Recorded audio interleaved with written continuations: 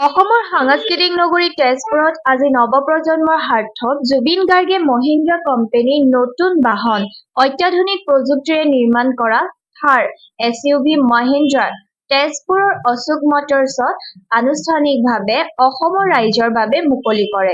জুবিনে এই বাহনখনে সকলোবোৰ বাহনৰ গতিবেগ আৰু পৰিবহণ ক্ষমতা অধিক শক্তিশালী বুলিও কয়।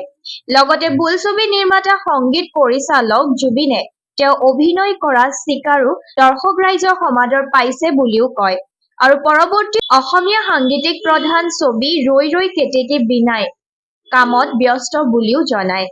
আনহাতে অসমৰ সাধাৰণ ৰাইজক স্মাৰ্ট মিটাৰে জুৰুলা কৰিছে বুলিও মত পোষণ কৰি চৰকাৰক বিবেচনা কৰিবলৈ আহ্বান জনায়। আজি এই ব্যয়বহুল অনুষ্ঠানত বিহুকে ধৰি সংগীতৰ এক অনুষ্ঠানো প্ৰদৰ্শন কৰা হয়।